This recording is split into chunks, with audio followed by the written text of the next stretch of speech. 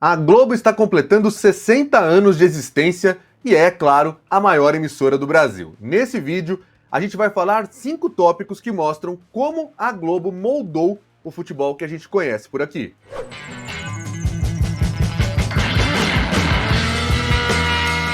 Muito bem, pessoal, sejam todos bem-vindos ao canal Alan Simon. Aqui você sabe onde o seu time joga e fica por dentro de tudo do mundo dos direitos de transmissão e da mídia esportiva. No próximo dia 26 de abril, a TV Globo vai completar 60 anos no ar. Foi fundada em 1965, parte do grupo fundado pelo jornalista Irineu Marinho, que depois, o jornal O Globo, fundado em 1925, passou para as mãos do filho Roberto Marinho, que em 1945 também fundou a Rádio Globo. Então, 20 anos depois, era a vez de a Globo ir para o mundo da televisão.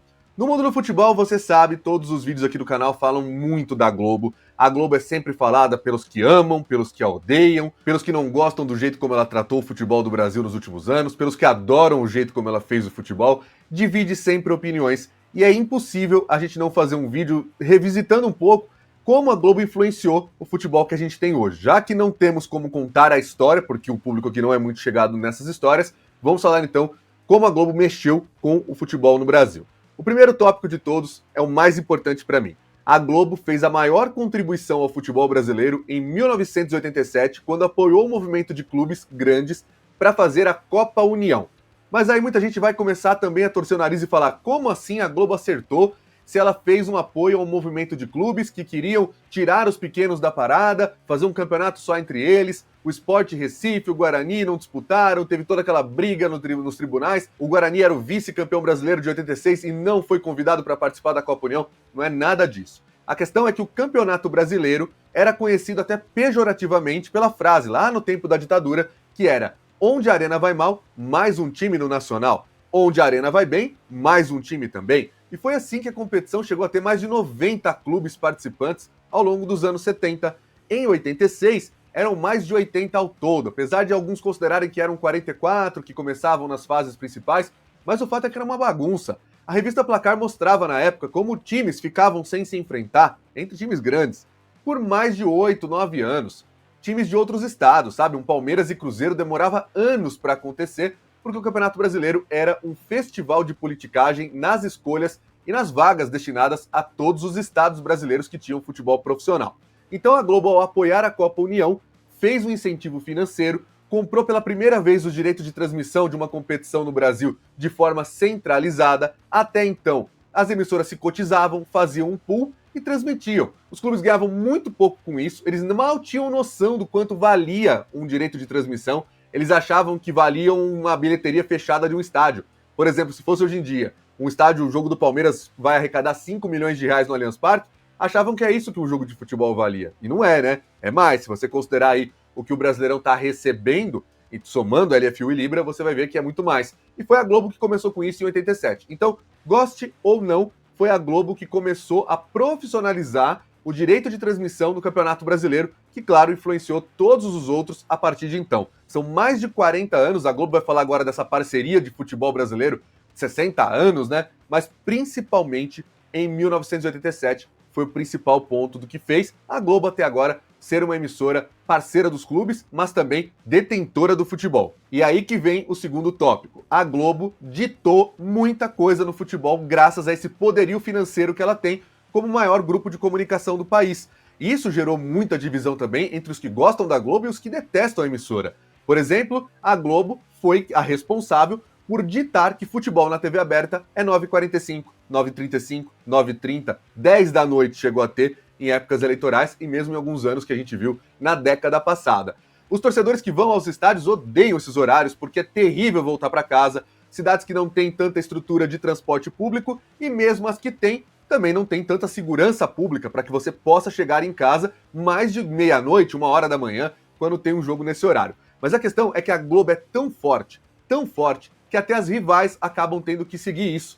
A gente está vivendo agora, em 2025, pela primeira vez, a experiência da Record, colocando o Brasileirão às 19h30, às 7h30 da noite, nas quartas-feiras. Mas normalmente, quando as emissoras podem, elas colocam 9h30 também, porque é muito mais cômodo e prático seguir o que a Globo faz, porque a Globo tem uma novela muito forte, ou costumava ser muito forte, durante muitos anos. Então o SBT, quando tinha lá a Copa do Brasil nos anos 90, também botava 9h30 da noite. Por quê? Porque disputava o primeiro tempo com a novela ia acabar, sobrava o segundo tempo para empatar ou pelo menos ultrapassar, quem sabe por alguns minutos. Isso acontece até hoje, pode ver quando o Corinthians joga no SBT na Sul-Americana. Então, como o nosso vídeo é como a Globo moldou o futebol que a gente conhece hoje, esse com certeza é um dos pontos. A grade da Globo era imutável. Era jornal, novela, e quando tinha futebol, o futebol ficava para depois da novela. Aliás, a Globo está até preparando especiais de aniversário, né? No dia 27, um dia depois de completar 60 anos, vai ter uma transmissão de Flamengo e Corinthians num domingo à tarde,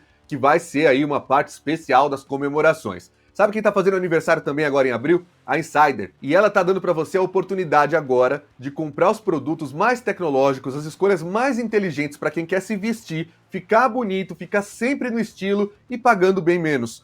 Com o cupom Alan Simon, que está aparecendo para você aqui, que está na descrição também, com o link que está na descrição, você consegue 15% de desconto. Mas olha a dica, hein? Como tem promoções ao longo de todo o mês no site da Insider, elas se somam com o meu cupom e aí o seu desconto total pode chegar a 30%. Todos os dias são novas promoções entrando no ar. Você pode usar as tech t-shirts, usar camisas como essa, tem cueca, tem outras roupas também, muito legais. Confira lá todo o portfólio da Insider e você com certeza vai gostar. Eu estou usando há algum tempo e isso já mudou muito a minha vida. São roupas práticas, confortáveis e que realmente são as escolhas mais inteligentes que a gente pode fazer. Então comemore agora mesmo o aniversário da Insider. Confira o link na descrição, use o nosso cupom, assim você ajuda a gente também nesse novo mês de parceria com a Insider. O terceiro tópico é que a Globo, com seu poder financeiro, dominou os direitos de transmissão do futebol brasileiro durante praticamente 20 anos. As 2 primeiras décadas deste século foram de domínio absoluto. Algumas pessoas vão falar, mas a Record também passava futebol, a Band também passava? Sim,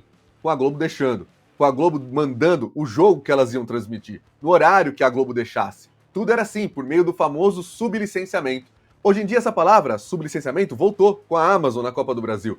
Mas vê se é a mesma coisa. A Amazon tem os seus jogos exclusivos, nos horários que ela quer, não tem nada a ver com aquilo que a Record fazia entre 2002 e 2006 e a Band fez de 2007 até 2016 no Paulistão, 2015 no Brasileiro. É realmente um período marcante, porque a Globo teve o domínio de absolutamente tudo. É o que as pessoas falam de monopólio, que elas tanto têm saudade, elas realmente têm saudade daquela época que o Premiere custava R$120, fora a mensalidade dos pacotes básicos da sua operadora de televisão. Era o custo do monopólio, mas pelo menos estavam todos os jogos no mesmo lugar, era mais prático, embora fosse muito mais caro. Quem viu aqui no canal o vídeo da história da Copa do Mundo na TV, que eu publiquei em 2022, sabe que até 98, a Organização da Televisão Ibero-Americana era responsável por comprar os direitos da Copa com a FIFA e das Olimpíadas com o COI e depois repassar às suas filiadas. Bastava estar em dia com as anuidades e ainda pagar a cota referente a elas. E aí você podia transmitir. Foi assim que em 98, por exemplo, a Copa do Mundo passou na Globo, no SBT, na Manchete, na Record e na Band. Isso sem falar na TV paga com ESPN e Sport TV. Mas em 2002 já vigorou um novo sistema, a Globo comprou diretamente da FIFA e transmitiu sozinha para o Brasil a campanha do Penta, só a TV Globo e o Sport TV na época. Depois vieram alguns sublicenciamentos, principalmente na Copa de 2014, que passou na ESPN, no Fox Sports, na Band, no Band Sports, mas o que pegou durante muito tempo foi esse domínio da Globo, que hoje não existe mais da forma como era, por uma vontade própria da Globo. Olha ela moldando o futebol aí. Em dado momento, a Globo viu que não valia mais a pena gastar tanto para ter o controle e abriu mão. Abriu mão da Libertadores, abriu mão dos campeonatos estaduais durante um tempo, agora voltou em alguns, mas o Paulistão, por exemplo, não conseguiu voltar até hoje, e com isso ela foi se adaptando ao novo mercado, com concorrentes ganhando em dólar, né, trazendo dólar para o Brasil, como a Disney, a Warner, a Amazon. Se aliou a algumas dessas concorrentes, você podia comprar, por exemplo, uma assinatura da Disney pelo Globoplay, você tem a Amazon como sublicenciada da Copa do Brasil, tem o Premiere sendo vendido dentro do Prime Video, então realmente é uma nova forma de olhar o mercado, mas durante muito tempo a cabeça do torcedor foi moldada para achar que tudo deve estar sempre em um mesmo canal. E foi justamente graças à Globo e esse domínio que ela exerceu durante 20 anos. Até porque a gente já vai conversar esse assunto com o quarto tópico, que é a Globo criou o pay-per-view de verdade do futebol. Por mais que a gente tivesse algumas experiências anteriores na década de 90, a ESPN, por exemplo, a TVA, com campeonatos estaduais no Paraná, em Goiás, quem realmente botou o termo pay-per-view na boca do torcedor brasileiro foi a Globo com a criação do Premiere em 1997, e quase de uma forma assim sem querer, porque naquele ano o SBT teve interesse de tirar o Brasileirão da parceria Globo-Band. Por quê? Porque a Copa do Brasil tinha dado muito certo com as audiências em 95, em 96 e ao longo daquela temporada de 97 também. O SBT tinha conseguido a sua maior audiência até então, em todos os tempos, com a final entre Corinthians e Grêmio na Copa do Brasil de 95, e foi para cima do Brasileirão. A proposta da emissora do Silvio Santos, na época, era transmitir em TV aberta e criar um canal chamado Canal do Futebol, que exibiria todas as partidas, ou que fosse possível exibir, e os clubes ganhariam um percentual desse valor das assinaturas. Ou seja, era um modelo pay-per-view. Aí não teve jeito, a proposta do SBT foi levada ao Clube dos 13, para a Globo e a Band, que eram as atuais detentoras, poderem fazer aquele negócio de igualar a proposta e sair com a preferência na renovação. Foi o que aconteceu, Globo e Band exerceram a sua preferência, o SBT ficou muito bravo, tanto é que saiu do futebol ao fim de 98, teve uma experiência rápida ali em 2003 com o Paulistão, mas voltar em rede nacional mesmo só voltou em 2020, né? E a Globo criou o Premiere, já que o SBT tinha oferecido a criação desse canal, a Globo criou o Premiere e até hoje é o sinônimo do Campeonato Brasileiro, mesmo com todas as mudanças que a gente teve ao longo dos anos nos direitos de transmissão, agora, por exemplo, com LFU e Libra, ainda é no Premiere que você acompanha 90% do campeonato. De cada 10 jogos de uma rodada, 9 estão no Premiere e 8 são exclusivos do Grupo Globo. Então ainda é um exercício de um domínio muito grande. A Globo, que tem ainda a Copa do Brasil, vende alguns jogos para a Amazon, mas quando ela quiser parar de vender, ela para de vender e aí ela continua com a competição. Lembrando, o contrato da Copa do Brasil vai até 2026 e o do Brasileirão 2029. O quinto tópico é que até quando a Globo errou, ela acabou ajudando a moldar o futebol. E ela errou algumas vezes. Por exemplo, no fim dos anos 80, após transmitir a Copa União, que foi aquele grande movimento que a Globo fez, que eu falei no primeiro tópico, e exibir também o Campeonato Brasileiro em 88 e 89, a emissora decidiu que não iria mais transmitir a competição, que não valia mais a pena ficar sustentando, que era uma bagunça, que os clubes não se entendiam, que a CBF não conseguia organizar o campeonato, aquela coisa que a gente já conhece, né? Pois é, para a Globo só interessavam alguns clássicos, finais de campeonatos estaduais, até da Libertadores ela andou abrindo mão no começo dos anos 90. E foi aí que o futebol mostrou que tem força sim fora da Globo, e isso ajudou a moldar um pouco a cabeça também de como funcionavam alguns dos vendedores de direitos de transmissão. Em 90, sem a Globo, o Clube dos 13 teve que se virar e vendeu para a Band, um projeto que já vinha de alguns anos, nos anos 80, com o Luciano do Vale. Resultado, uma gigante audiência na final entre Corinthians e São Paulo em 90, foi muito bem em 91 também com São Paulo e Bragantino, e em 92 volta o cão arrependido. A Globo volta a transmitir o Campeonato Brasileiro e nunca mais parou. Acontecesse o que acontecesse, mesmo com Copa João Avelange, com mudança de direitos de transmissão, com o Clube dos 13 querendo fazer licitação de envelope fechado, que a RedeTV ganhou, mas não levou, com o esporte interativo chegando, com divisão LFU e Libra, nada mudou. Desde 92, a Globo está sólida e não deixou mais de transmitir, mas mostrou que o futebol também tem força fora dela. Vou dar mais um exemplo, a própria Libertadores. Em 92, a Globo não quis. Tinha o São Paulo, tinha o Criciúma, não quis transmitir. Galvão Bueno, que saiu da Globo, estava como diretor de esportes da Rede OAM no Paraná, depois virou CNT.